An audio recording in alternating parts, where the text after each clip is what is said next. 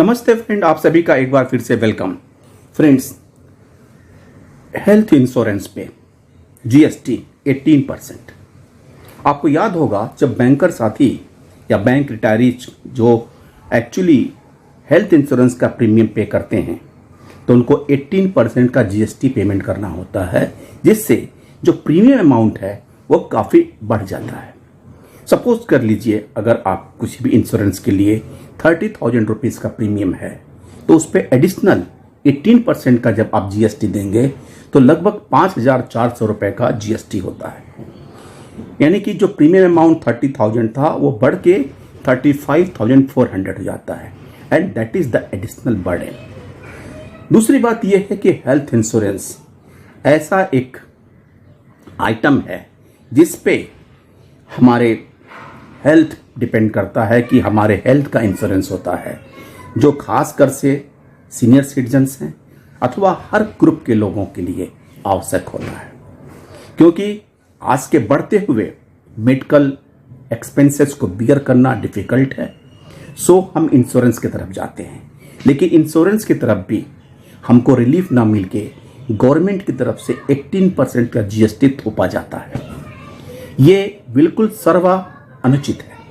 और इस बारे में अभी पिछले दिनों श्री नितिन गडकरी जो कैबिनेट मिनिस्टर हैं, उन्होंने एक पत्र लिखा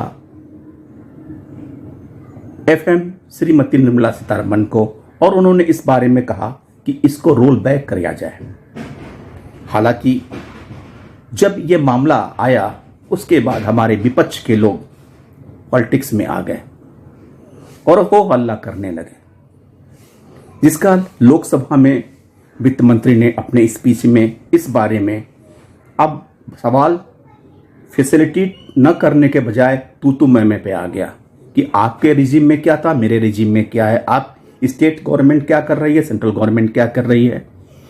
सिंपल सी बात है कि ये मैटर पॉलिटिक्स का नहीं है, और अगर पॉलिटिक्स है तो क्या स्टेट गवर्नमेंट जिसको 2/3 जीएसटी का कलेक्शन का मिलता है वो भी अपने लेवल से इसके लिए इनिशिएट क्यों नहीं करती है।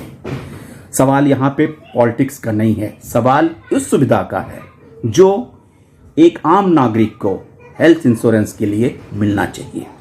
जबकि गवर्नमेंट आयुष्मान योजना लागू कर रही है लेकिन सबके लिए नहीं है, लेकिन उन सब के लिए भी हेल्थ इंश्योरेंस जरूरी है जो किसी भी कवरेज में नहीं आते हैं। सो ये मामला बिल्कुल राजनीति से परे होना चाहिए। हम किसी भी अपोजिशन पार्टी अथवा पॉलिटिकल सरकार की तरफ से बात नहीं करते हैं, हम तो केवल ये चाहते हैं कि सरकार इस विषय पे ध्यान दे और ये जीएसटी हेल्थ इंश्योरेंस पे एक्सोनरेट कर देना चाहिए, वेव कर देना चाहिए। A GST of 18% on life or health insurance policies pinches policy holders and discourages citizens from taking a new or higher insurance cover.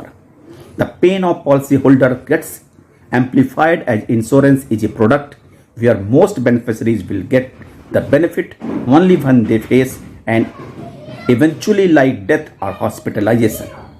What this means is that some cases they would pay premium and high tax but not get the benefit.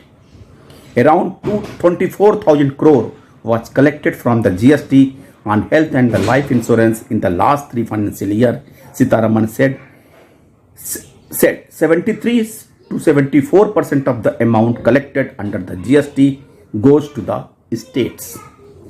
अब जब GST का बंटवारा central और state में होता है तो किसी भी सरकार को उंगली उठाने का हक नहीं बनता है, बल्कि इनिशिएट करना होता है। स्टेट लेवल से जीएसटी काउंसिल में हर स्टेट के लोग, चाहे वो अपोजिशन पार्टी के हो चाहे पार्टी रूरल पार्टी के हो, उनको इनिशिएट करना चाहिए और अपनी तरफ से ये कहना चाहिए कि we would like to waive the GST on health insurance. तब बात बनती, तब किसी पे आरोप और प्रत्यारोप लगता। और कुल मिला के हालांकि इस बारे में वित्त मंत्री ने कहा है कि हम इसको जीएसटी काउंसिल में ले जाएंगे और इसको सिंप्लीफाई करने अथवा वेव करने के लिए जो भी उचित कदम होगा हम देखेंगे। So we will wait and watch जब तक जीएसटी काउंसिल की मीटिंग में और ये भी सच है कि जीएसटी काउंसिल की मीटिंग में एक तरफा कोई बात नहीं होगी।